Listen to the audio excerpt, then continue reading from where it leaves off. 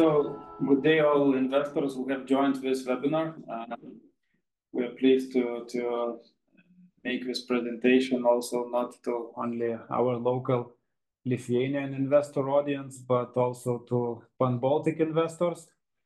And yeah, today we want to present you a bond investment opportunity, talking about bonds issued by Lithuanian telecommunication services provider Concilium Optimum, working here in Lithuania under the brand Fastlink. And me, myself, I'm Mykantas Urba. I'm head of corporate finance department here at Orion Securities. So Orion Securities is a leading organizer of this issue. Together with me is my colleague Matas. And also we have our guests, representatives of the issuer. So we have Romualdas Andrijauskas, who is a founder, sole shareholder of the company. And also we have Denis Savratsky, who is a co-head of the company, deputy director responsible for the financing administration of the business. And yeah, so the webinar structure is such that we will go through the slides of the investment presentation.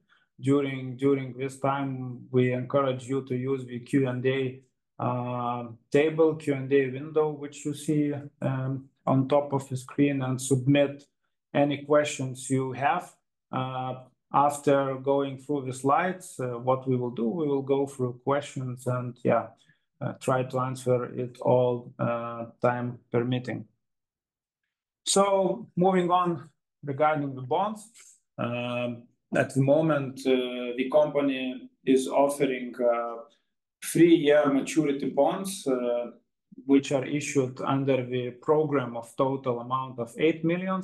However, this program would be issued under 2 tranches, and only the first tranche is being offered now till the 16th of May, and only the first tranche is being offered to both Latvian and Estonian investors. So just to be clear, the amount we are collecting now and seeking to get the subscriptions for the investors is 5 million euros. The bonds, as I said, have maturity of 3 years and annual coupon rate of 12%. So recently in our market, we have observed several offerings with fluctuating interest rates, so linked to Euribor plus some margin. In this case, we chose to select a fixed yield structure.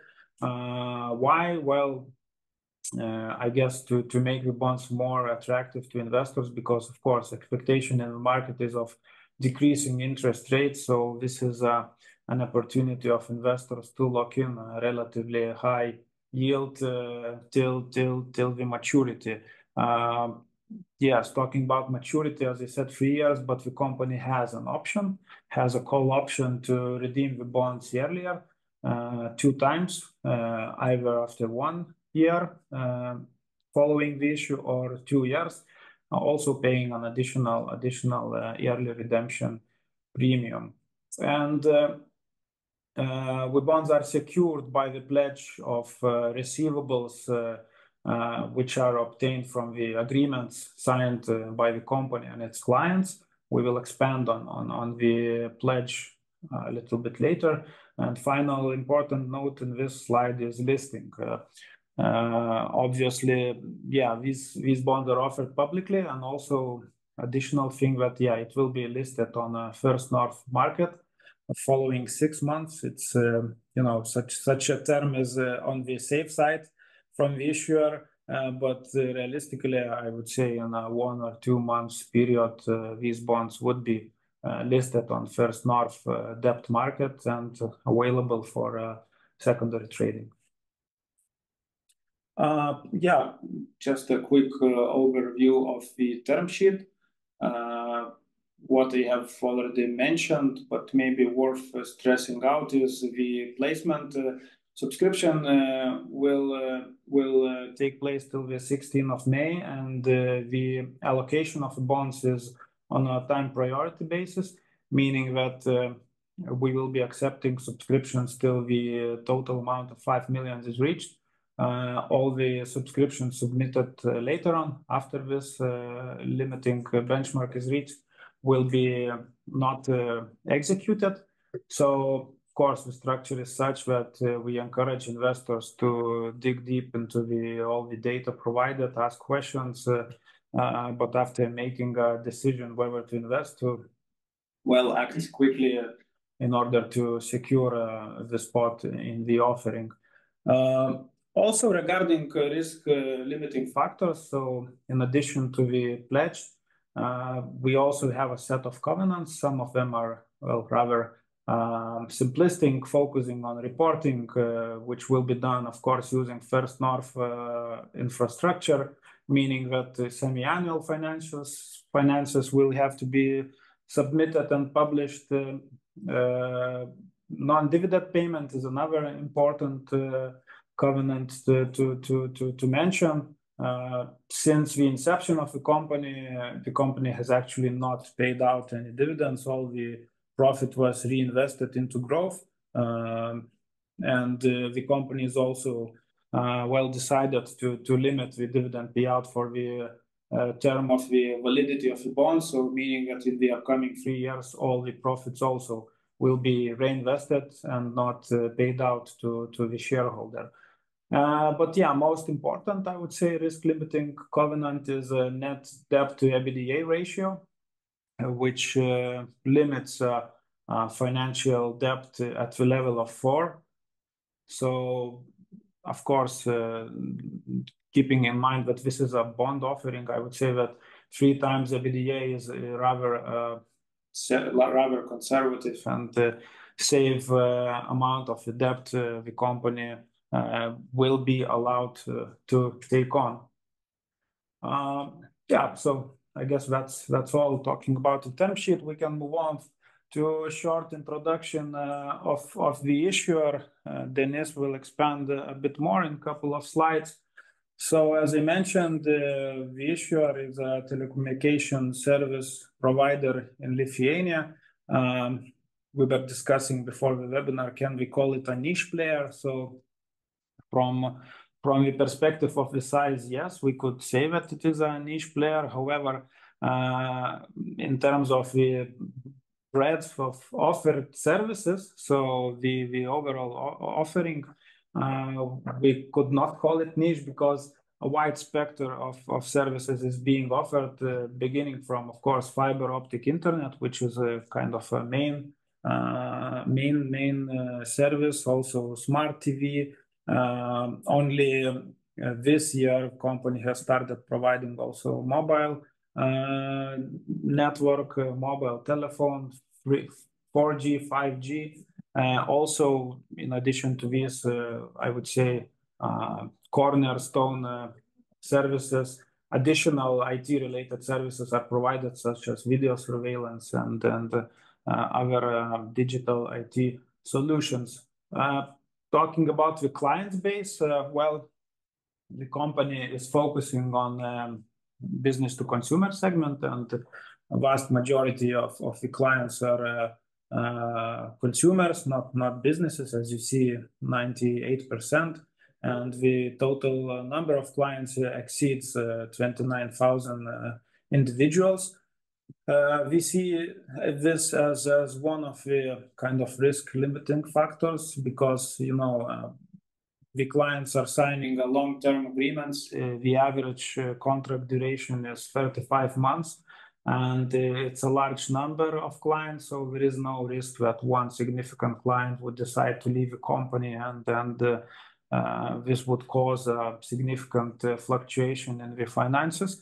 Also worth mentioning that absolute majority of the customers actually renew their contract. So 97% of customers at the end of term of the contracts prolong it, which is also a good sign of repeatability of the sales and forecastability of the finances, which moves me to the final corner of the slide, the financial overview. As you see, The company has been growing significantly during the last years.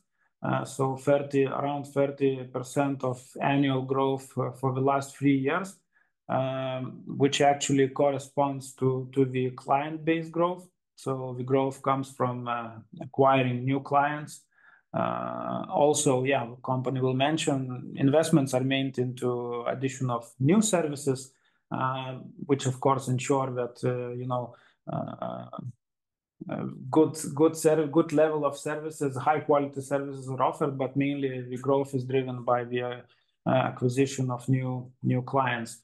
And despite such significant growth, the company is able to maintain a high EBITDA margin.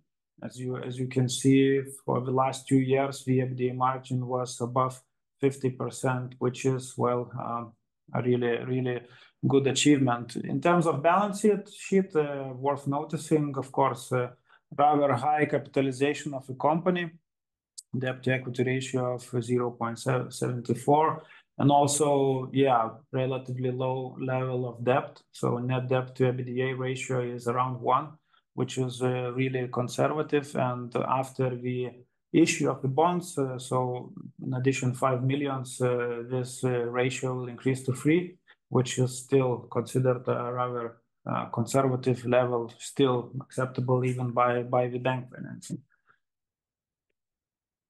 Use of proceeds, well, plan A is that all the proceeds would be used to invest into expansion of the company, so capital expenditures.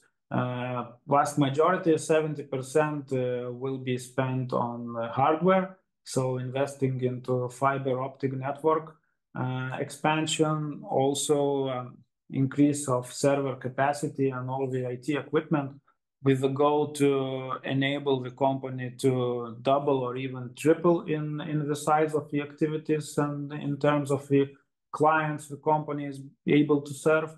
And the remaining 30% in equal proportions would be spent on development of new services and improvement of current services, as well as into, well, digitization, process automation, which is related, well, into being able to grow without too much expanding the cost base.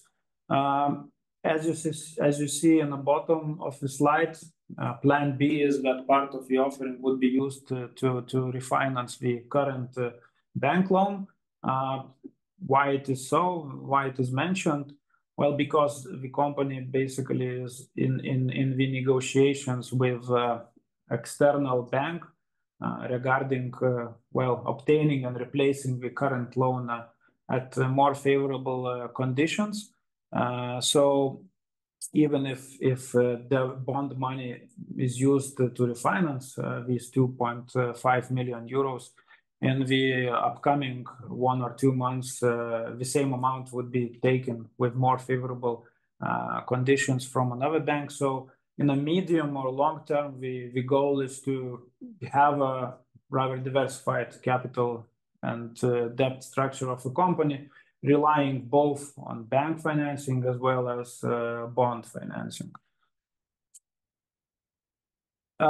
So collateral being offered, as I mentioned, is all the receivables arising from the signed contracts with the customer.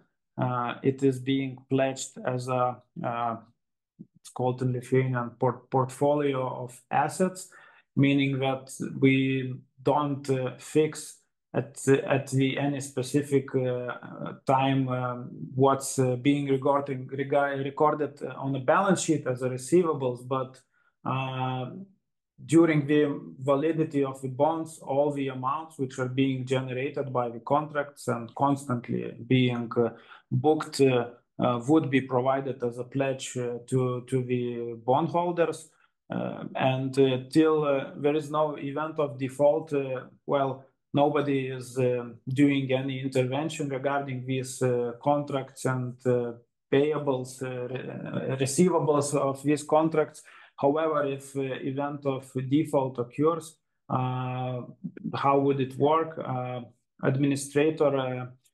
Default administrator would be introduced, who would, well, basically would be hired to manage these accounts and make sure that all the receivables obtained from these agreements would be to the significant majority directed towards servicing the bond payments, of course, remaining small portion transferring to the company to ensure the continuous operation of the business and validity of these agreements.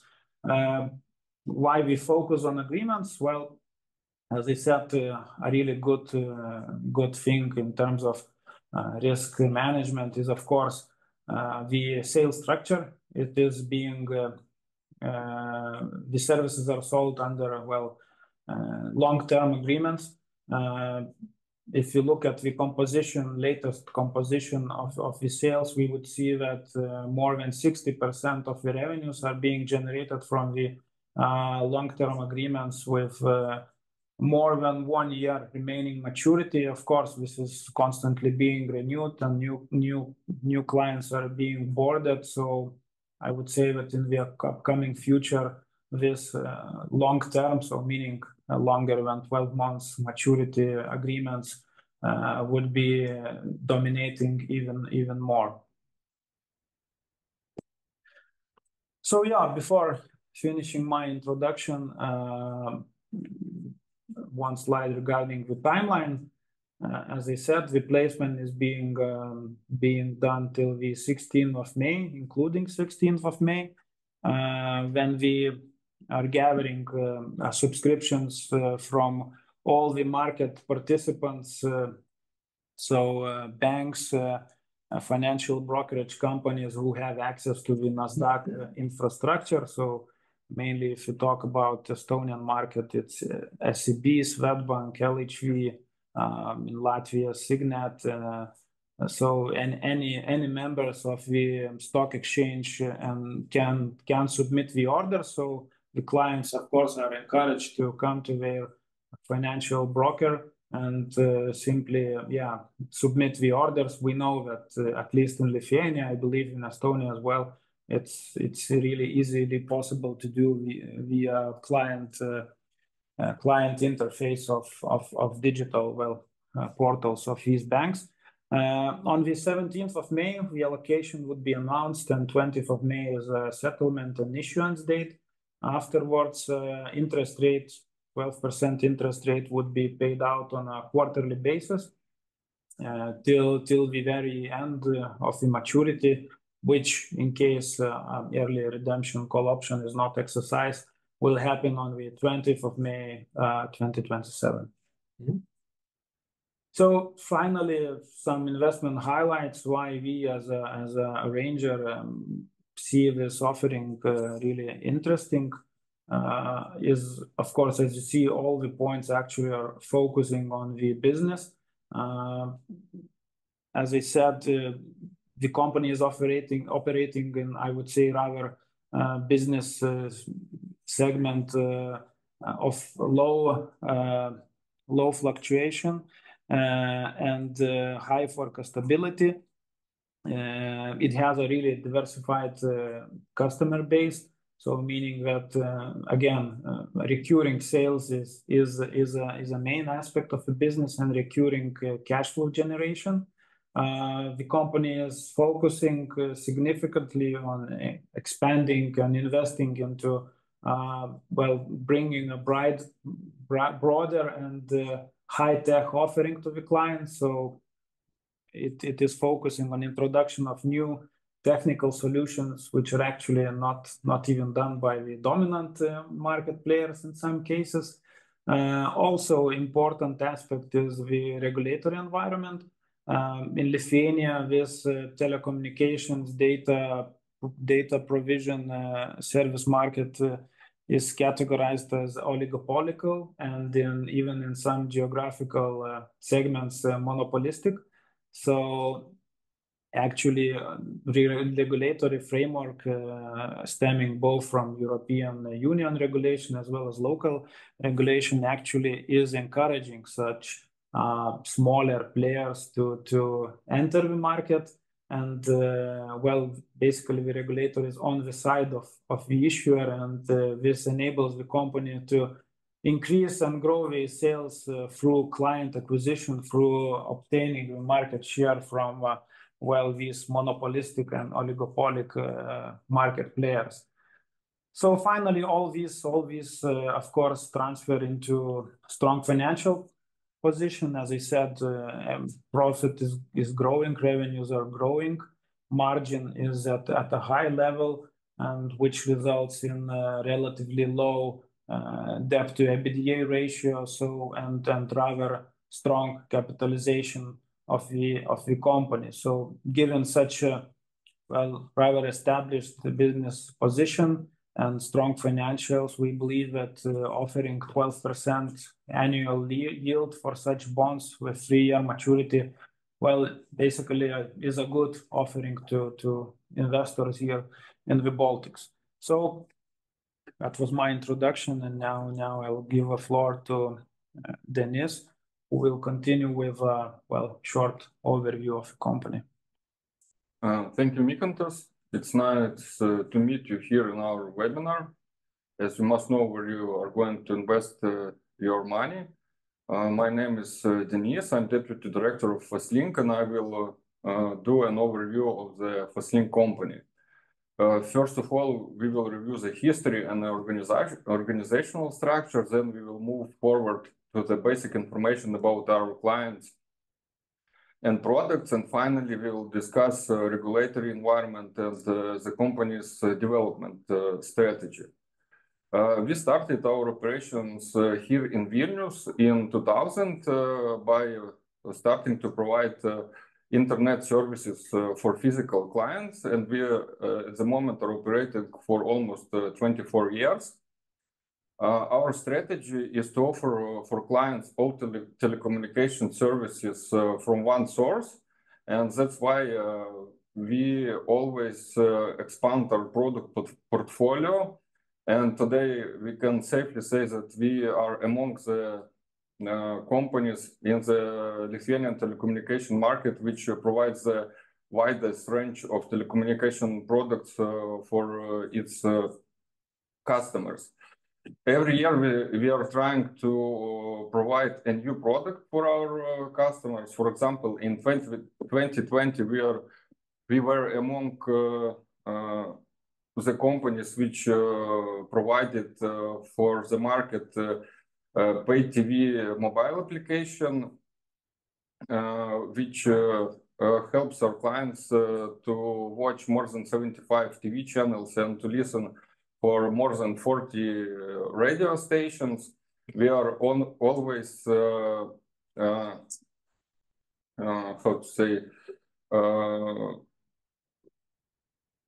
moving forward with our application and adding additional functionalities to it. For example, in the near future, we are going to add their possibility to view video content from our video cameras and to listen to audiobooks. In 2021, we started provision of 4G internet for our clients. In 2022, we started the provision of 5G internet for our clients. In 2023, we introduced to the market mobile services.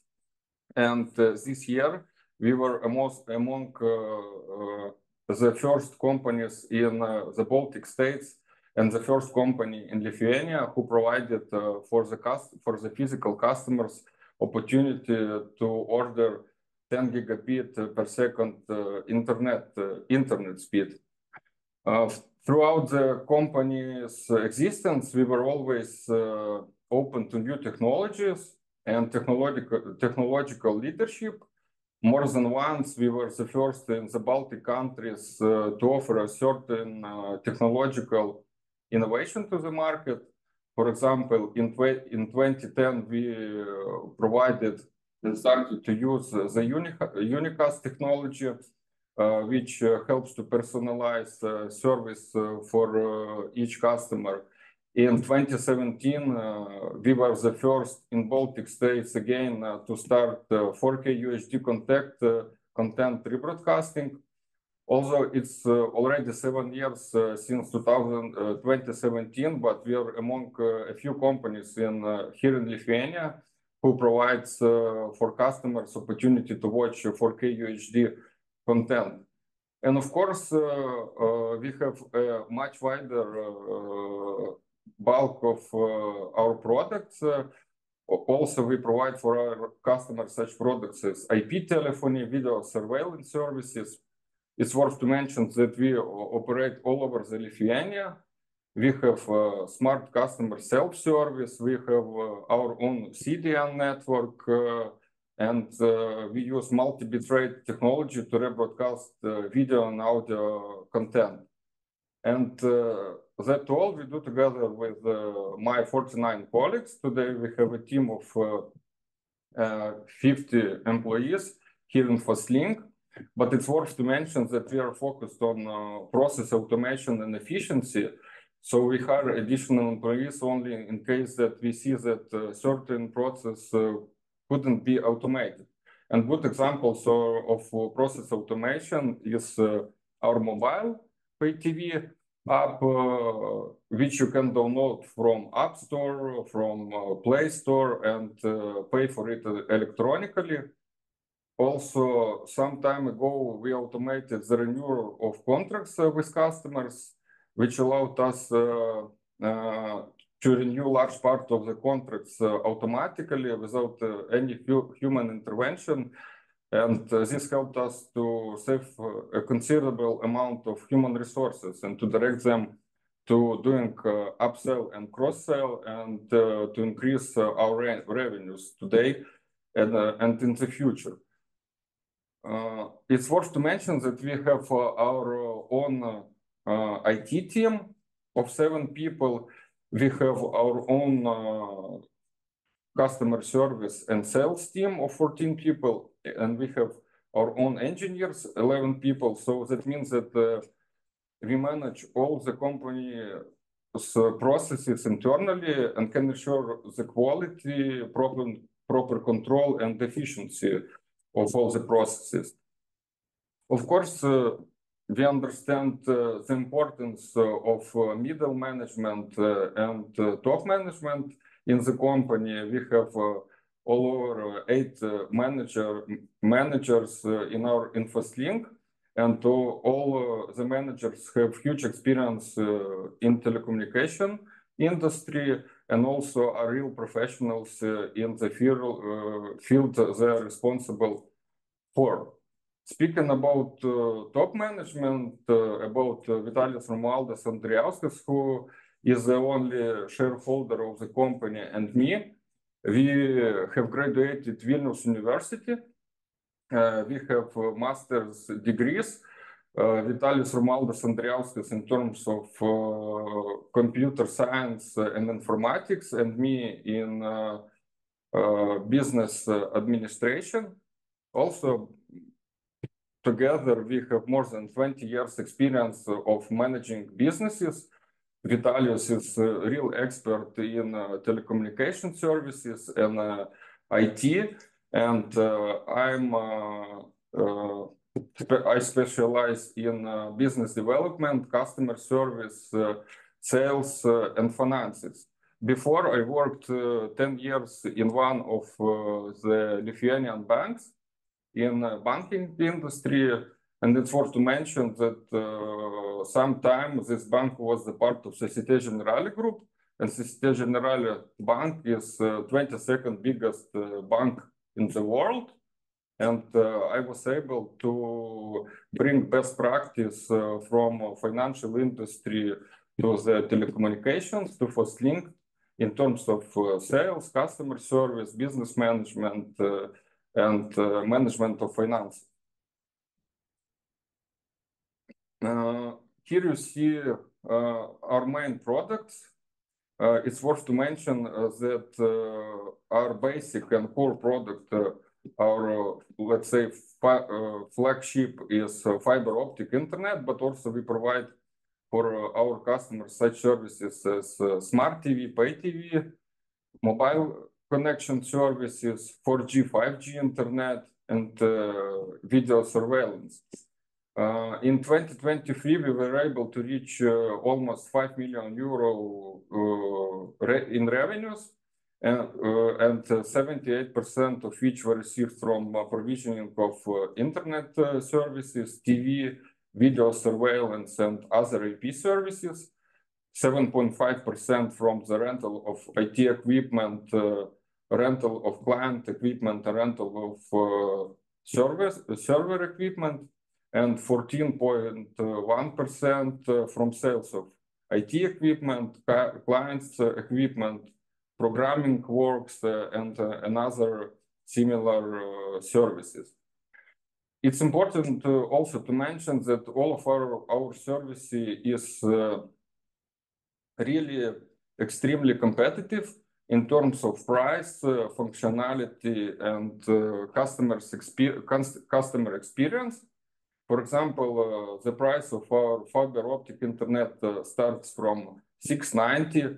The price of mobile connection services is also $690. Price of smart TV, $490. So these products are available for all customer segments here in Lithuania. It doesn't matter what are the salary of the client. Also, all our products are really good from functionality perspective. For example, using smart TV, you can watch 4K UHD content, and as I mentioned before, we are the only fiber optic internet provider who can offer 10 gigabit per second internet speed here in Lithuania. And among the first companies who started provision of such services in Baltic states also. Speaking about our clients and our contracts, it's worth to say that at the moment we have more than 29,000 customers. The compound annual growth rate of customers is 20%, and we plan that after attracting additional capital and making planned investments, the growth of the company's customers in 2024 and 2025 will accelerate, and we will be able to reach 39,000 customers in 2024 and at least 50,000 customers by the end of 2025. Our average annual value of the contract in 2023 was 153 euros. And next year, we also are planning that it will increase. We have such good situation in terms of customers' growth, also because we pay special attention to our customer service. And for example, in 2022, there was done independent mystery shopper by Shopper Quality Group, which was published in Business News. And according to it, our customer service and sales team was ranked the second among the 5 telecommunication companies in Lithuania. And of course, we are really lucky about that.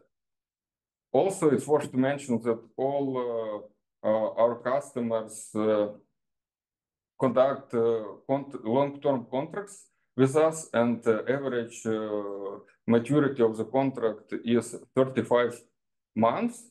Actually, it could be even longer, but there is a certain legal regulation when we can conduct a contract with our new client only for the longest term of 24 months. And also, I would like to pay your, let's say, special attention to the things that nevertheless, we conduct long-term contracts with our customers, but we always have opportunity to increase price for them. And we had such experience of doing that. It was quite successful. But on the other hand, it's worth to mention that we are not going to use such option in the near future, because we want our products to be available for all customer segments without exception. Here you see the client distribution of our company. Historically, we have 75% of our customers here in Vilnius.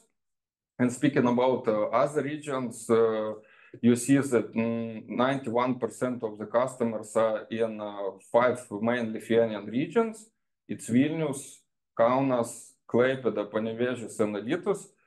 We can say that it's biggest Lithuanian cities, and what allows us to increase number of customers, not only here in Vilnius, where we have our fiber optic network, fiber optic internet network. It's such as our products as 4G, 5G internet, mobile services, and of course, mobile application. Also, it's necessary to mention that all of our services practically can be ordered remotely, and physical contact with client is not necessary. And in the future, we are planning, of course, development in all Lithuanian regions in order to accelerate more our sales, number of clients, and of course, EBITDA. We also talked that you are one of the first to offer do-it-yourself installation of network, kind of IKEA type of providing instructions and all the necessary equipment, of the client himself can erect internet. Yes, Mikant, it's a very good point that we are, I think, the only company in Lithuania where you can order fiber optic internet and install it by do-it-yourself model, like in IKEA. And also, what is important to mention that we are also seriously considering the possibility of expanding to foreign markets in the future, because we have all technological possibilities for this, and we are even testing the provision of our services in other countries. However, before taking this serious step in the development of the company, we want to significantly strengthen our position here in Lithuanian market, and once again evaluate all advantages and disadvantages of such step. And of course, it's very important to mention that expansion abroad will require investments, but nowadays what we are going and planning to do that we will use all investment raised from the bond issue to expand here and strengthen here our position in Lithuania. A large amount of the investments will be done to our fiber optic network here in Vilnius, which is one of our main source of income and development. And by doing this investment, and on the whole, we are planning that we will be able to grow in terms of revenues about 3 or 4 times, and that means that we will be able to serve 3 or 4 times more customers than we serve at the moment. On the other hand, part of the planned investments will be directed to the development of artificial intelligence tools and process automation, such as automatic customer service with help of artificial intelligence. We will provide for customers the possibility to conduct a contract online what will improve our customers' experience. Also, some part of the investments will be done to our self-service system and mobile application in order to increase its usability and customer satisfaction when using these our services. And undoubtedly, part of the investments will be made in increasing server capacity and IT equipment, which is really inevitable in order to rapidly expand in the future and serve significantly more customers than we serve now. And actually, we are going now to the regulatory environment, and regulatory environment is quite favorable for that. At the European level, legal acts are drawn up to increase competition in the telecommunication industry, and this attitude is also transferred to the Lithuanian legal acts. And also the legal framework is designed in such a way that not to allow an oligopoly or even a monopoly form to be in the market. Also, all operators are obliged not to abuse limited access to essential resources and to negotiate fairly on the provision of services to the third parties. It's worth also to mention that to this day we managed to successfully use legal regulation, and thanks to it and with minimal investments to expand our product basket. It's also worth to mention that the biggest, the largest fiber optic internet provider here in Lithuania is obliged by the wholesale agreement to provide access to its network to other market participants, and that allows us to provide fiber optic internet in such areas where we do not have our own fiber optic internet network. But once more, I would like to stress that we are completely independent telecommunication provider, and we have our own fiber optic internet network. Also, of course, we understand that the regulatory environment is very important, and we pay special attention to this area. We constantly are communicating with the Communication Regulatory Authority, the Competition Council, and with other governmental and non-governmental institutions in order to make the telecommunication market more favorable for customers, transparent and competitive as possible as it could be. And we are ready to do that further in the future. Yeah, now we will go through the financial information of this year,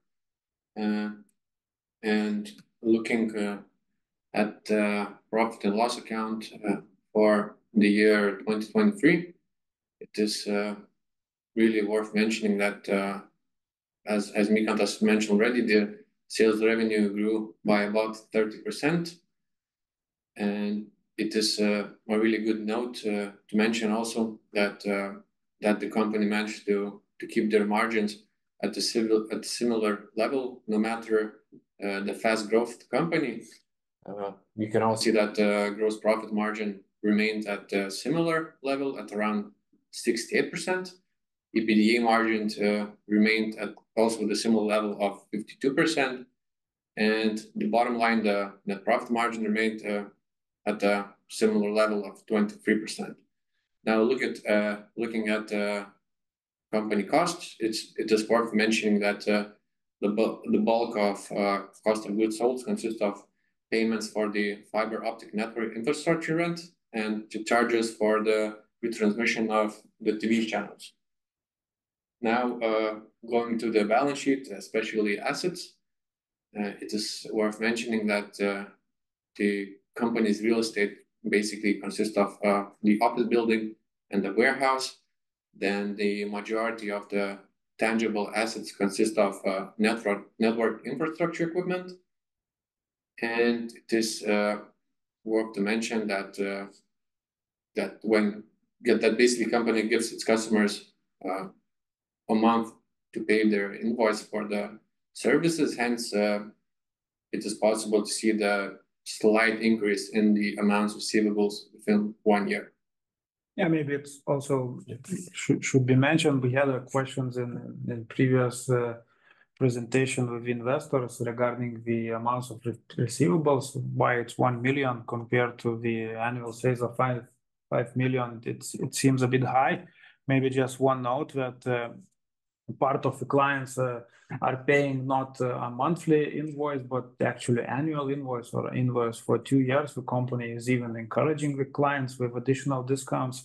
So at the end of year, what we see as a 1 million and 100,000, actually, it's not only monthly invoices, but amount for issued for the whole upcoming year. So, and also small note, regarding bad debt, we also analyzed together with the company, and actually amounts overdue for more than 90 days. It's really negligible, and all the receivables, quality of receivables are managed pretty well. Yeah. Yes. Going to the shareholders' equity and liability side. As you can see, the company has built up the significant shareholders' equity, which leads to the other point that the company itself has never paid the dividends. All profits that were made in the previous years were used for the investment in further development of the company. But it's worth mentioning on the side of liabilities that basically the issuer only has one senior creditor, which is Luminor, and it's the financial liabilities that might be refinanced by this issue.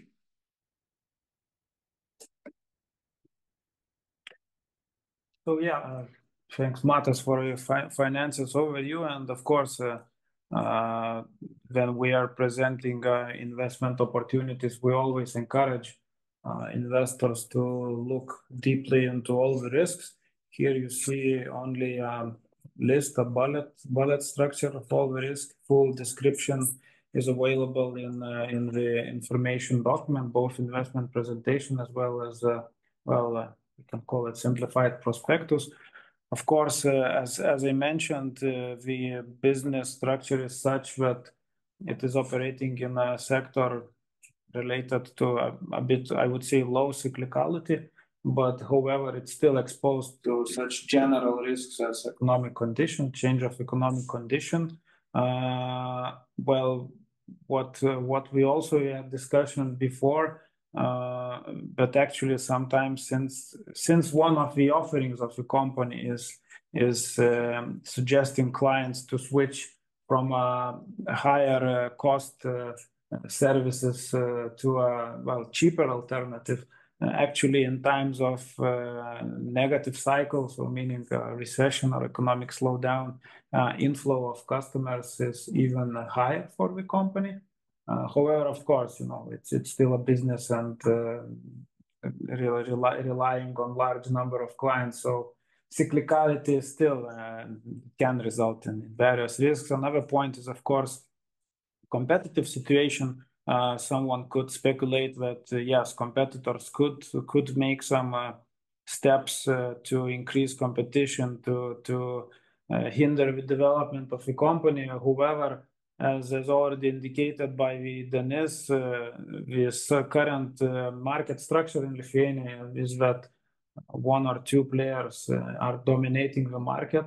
So being the smaller, more agile market participant is actually being on the same side as the regulator, who from the EU perspective and as well as national perspective is aiming to actually increase competition and limit the growth of these large oligopoly type of market players.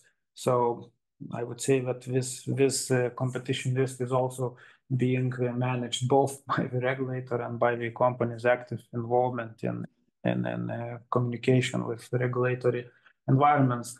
Of course, it is an IT business, so yeah, information technology risks, both cyber attacks and both some system failures are an issue. However, the company is actually investing heavily into cybersecurity. It is actually having several data centers where the content is kept in duplicate locations and so on, in case one server fails, another can overtake. So all this infrastructure is being monitored and designed in a way to ensure a minimum cyber security risk. And yeah, of course, other factors, as I said, as I mentioned, refinancing risk, credit risk. Yes, the company has a senior creditor and is issuing big bonds, but as we said, given the level of the debt to EBITDA ratio is rather low, and we have a limiting factor of 4. So the aim is to manage this credit risk by limiting the total amount of debt the company would be able to take. Moving to the securities, of course, well, it's rather plain vanilla risks applicable to most of the bonds. As I said, it will be listed on First North Stock Exchange. So yeah, liquidity is a question, and all the inflation risk, interest rate risk, which actually do affect the price of the securities in the secondary market, are a source of potential value fluctuation. Yeah, what's indicated as a risk is early redemption of the bonds. However, actually, one of the reasons why the company is choosing bonds and why they see bonds as more favorable than bank debt is actually the bullet structure of the bonds, meaning that all the redemption is made at the end of the maturity. In comparison, bank loans are amortizable more or less during the whole period.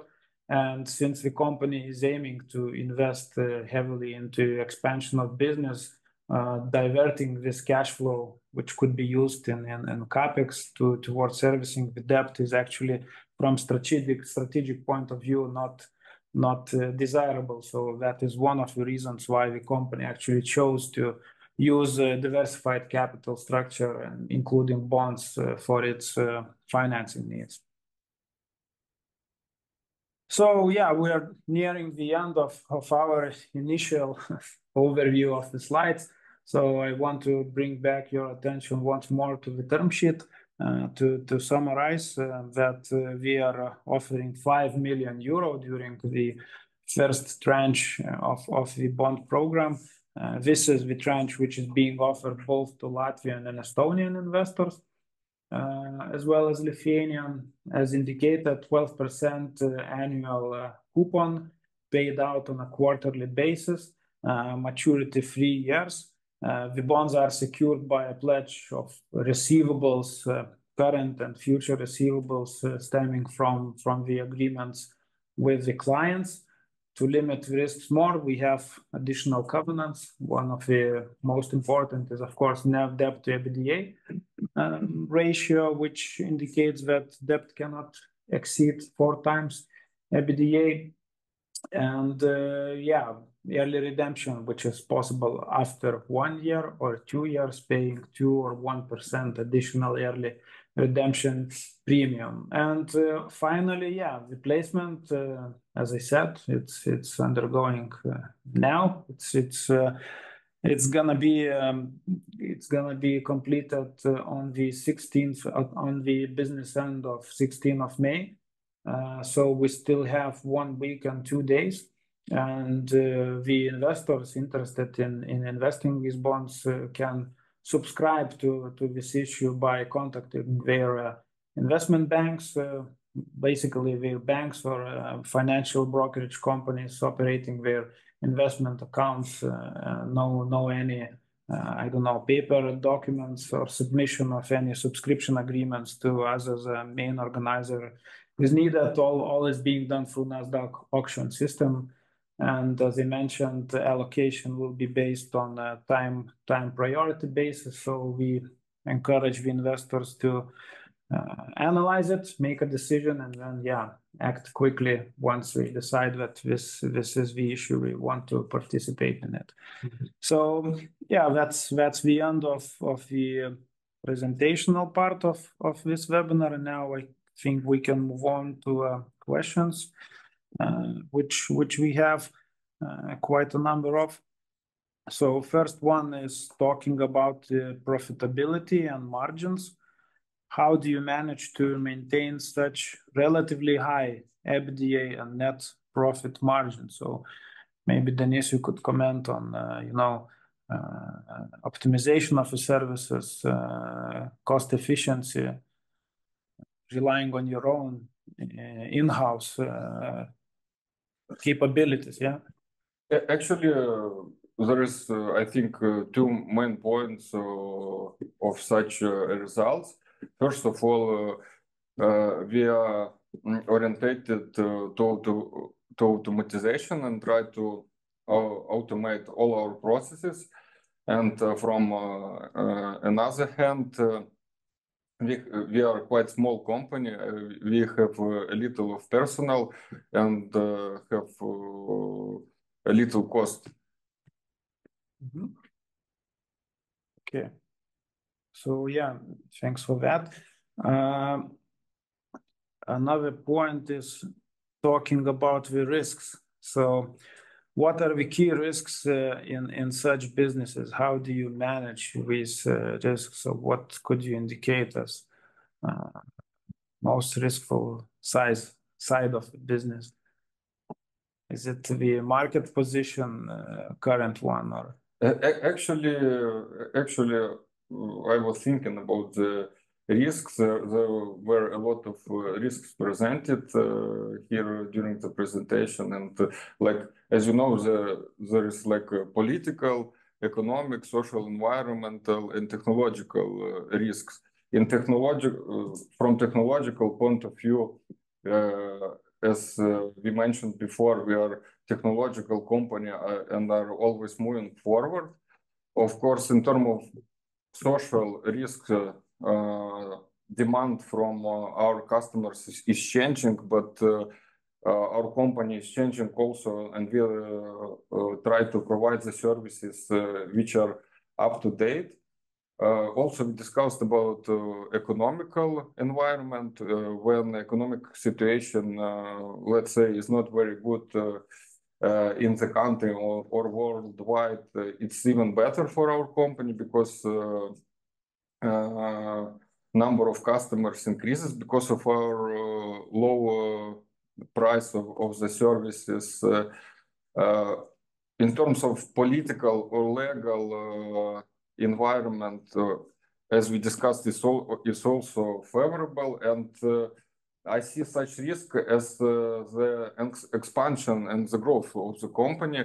Of course, when you grow rapidly, it's sometimes quite difficult to manage all the processes effectively. But we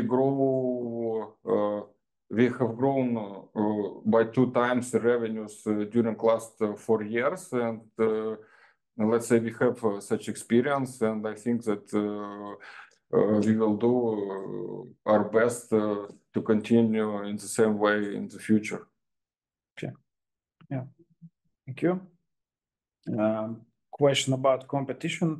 How do you assess the risk of competitors? Could they easily take over your customer contracts simply by, for example, offering significantly lower service fees than yours?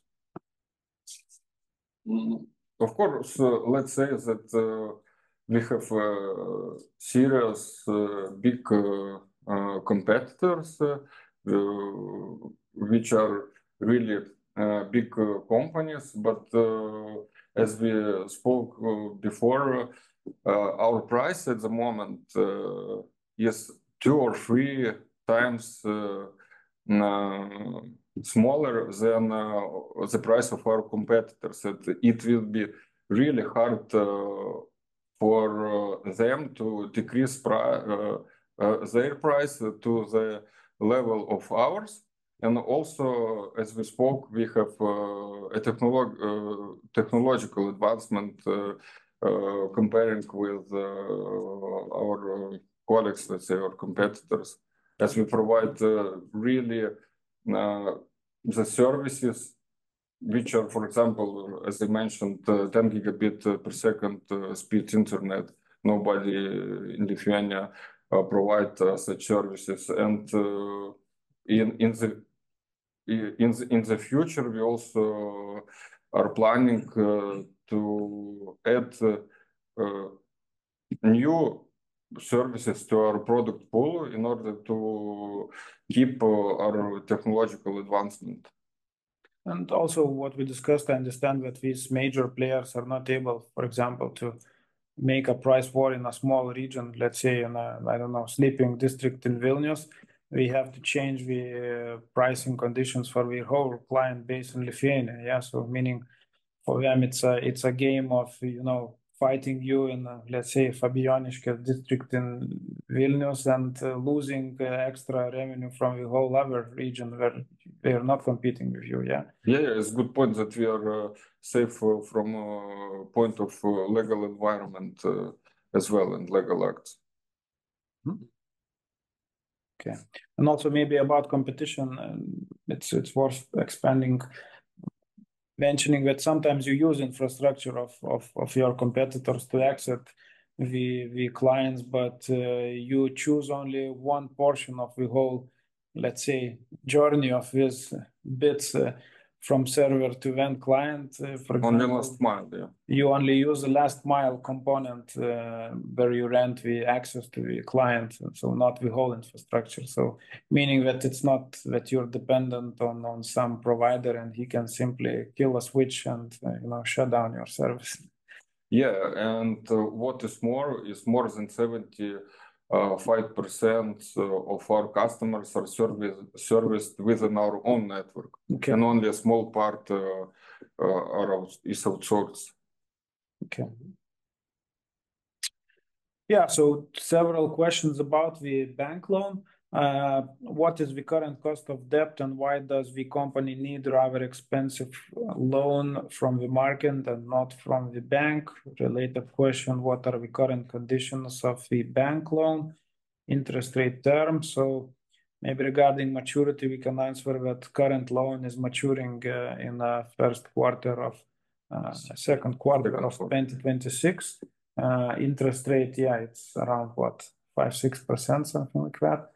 Actually, it's commercial secret. Okay, it's commercial secret, but I'm just saying what's the comparable business are getting in a bank these days. But what I mentioned, this refinancing of a bank using bond money, it's only plan B.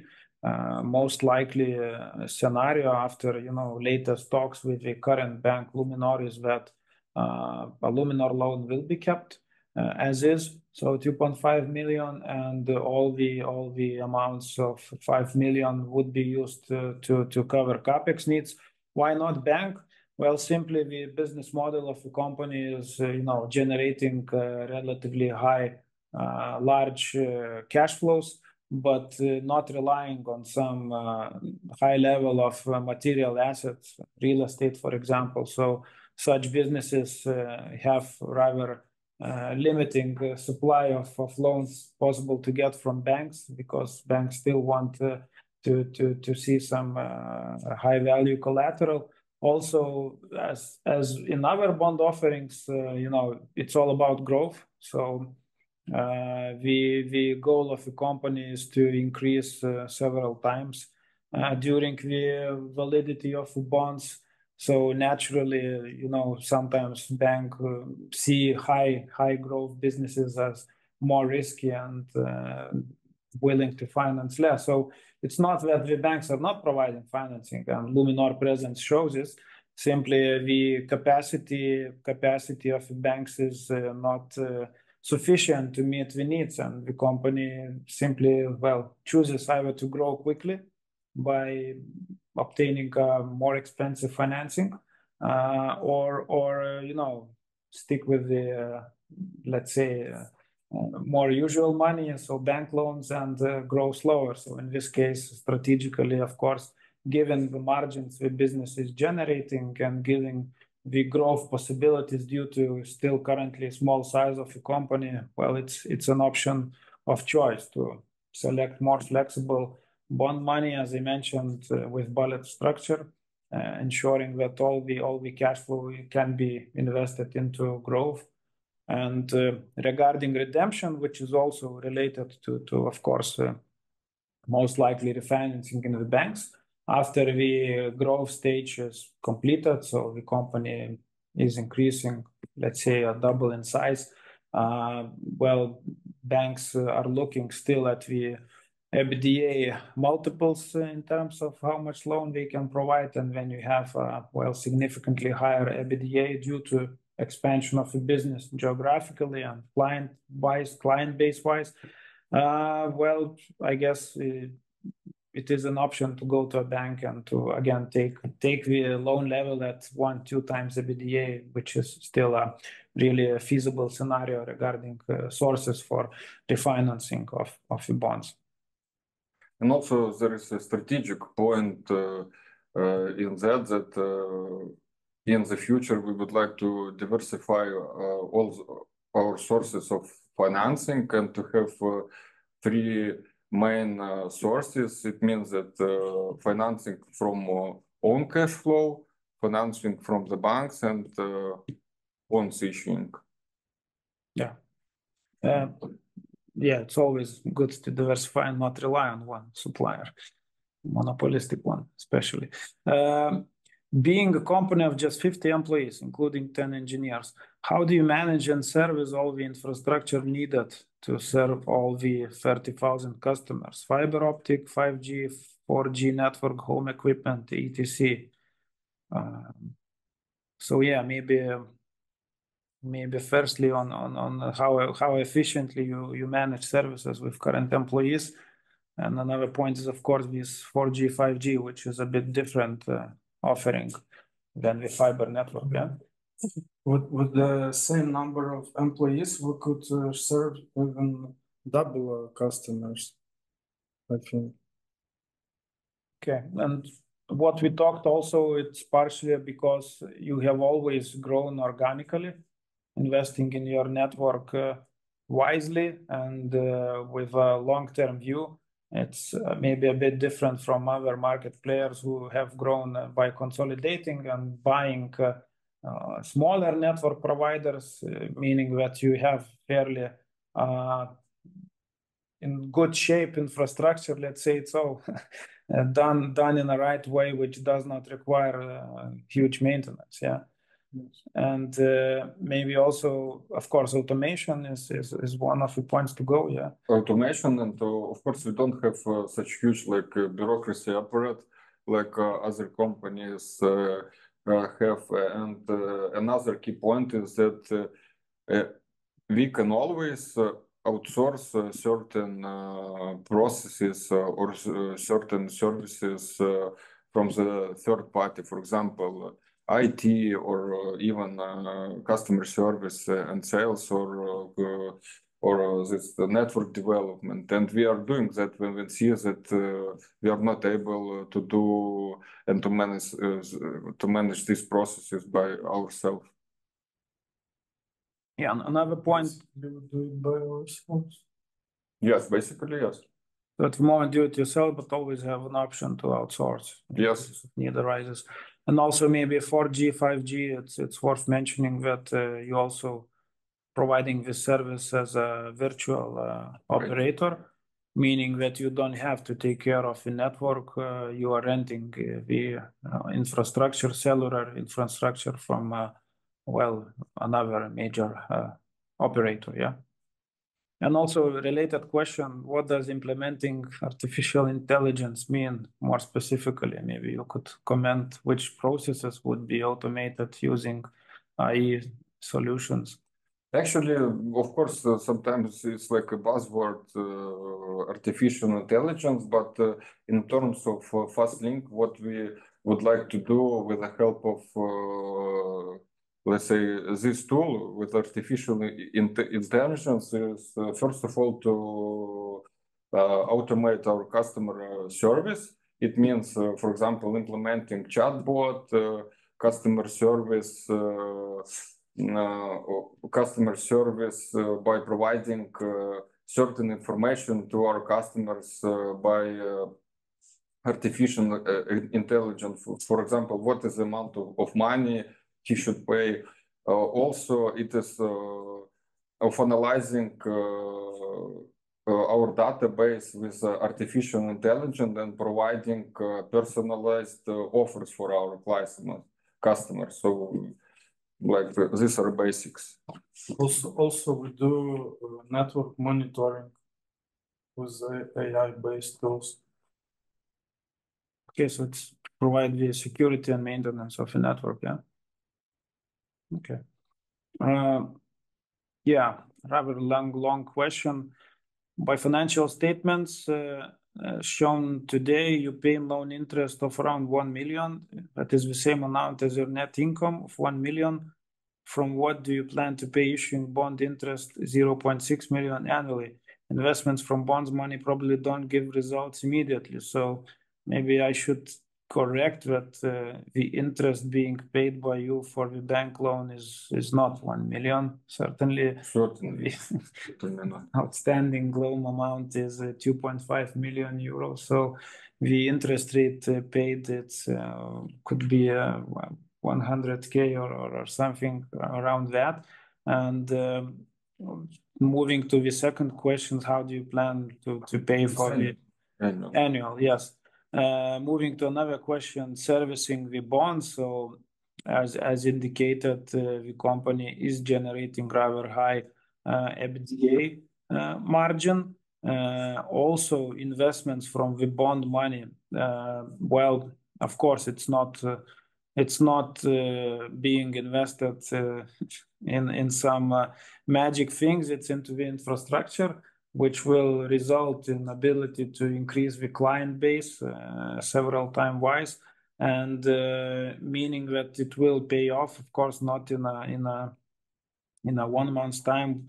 Actually, we discussed with the company that all the investments would be executed within 12 months period from the bond issue. And of course, the growth continues. The company even now has capacity to grow, but since the plan is to increase in the upcoming 3 years, twice in size, that's why the investments are being done now. And certainly the company is generating enough from its ongoing operations to service the interest rate payments of these bonds. Yes, if we will do investment in the amount as it is planned, we are going to grow about 2 times, I think, during 3 years. And we plan that our revenues will be about 10 million euros in 2026. We will have about 5 million EBITDA, and net profit will be around 2 million euros. Planned one, of course. Planned, of course, planned. So we have two questions remaining. So maybe one more interesting related to the growth. What are the growth rates for different segments? Internet versus TV versus surveillance, and where will CapEx be done? So would you outline one specific segment of growth, or is it more investing broadly into all services and growing simply by new client acquisition? Speaking about CapEx, we will invest it mostly to the increase of our fiber optic internet network, and in terms of the growth and in terms of revenues and clients, it's like specific question. Of course, as I mentioned, our flagship is fiber optic internet. Also very popular, our service is pay TV service. But on the other hand, we launched our mobile connection services last year, and actually we have a very low number of clients of these services, and at least we have at the moment 30,000 clients. So we let's say plan that during 2 years about half of our customers will use our mobile connection services. So this service could be one of our growth engines, let's say. Okay.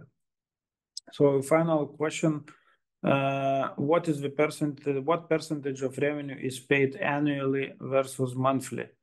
Is it possible to get overview of the cash flow, and should it be a part of annual report? So maybe I could comment on the annual report, since it's done under national accounting standards here in Lithuania. The cash flow statement is not necessary. Of course, once all the level is reached where it is necessary, it will be published, as I said, on a NASDAQ First North infrastructure. And but maybe you can comment on this annual revenue versus monthly invoicing. What is the proportion of invoices which clients are paying on an annual or even for several years in advance, and how much on a monthly basis? No, not many annual. Actually, I can't answer now, but I think that it could be, let's say, about 10-15%, but I'm not sure. Even below 10, yeah, maybe 5. Actually, I don't have such data at the moment. Okay. We can clarify it afterwards. Yeah, and if since this is an anonymous submission, you are also welcome to send us an email to Orion.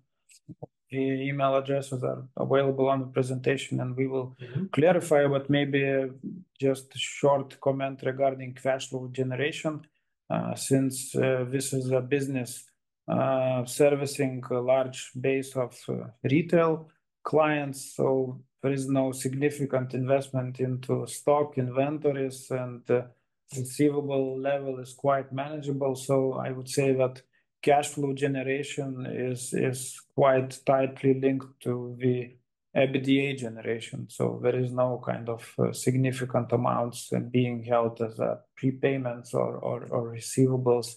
And more or less, when we have a continuous stable growth, well, both cash flow and EBITDA profit is growing. So yeah, that was the last question. As already mentioned, if you still have questions, please be welcome to submit it. I think, Matas, we have email addresses with our faces at the end of the presentation, so do not hesitate. We will gladly answer it and come back to you. Otherwise, thank you for your attention, and as I mentioned, you're welcome to submit the subscription orders till the 16th of May, which is the last day of offering. And yeah, have a nice rest of the day, and thank you for your attention. Thank you.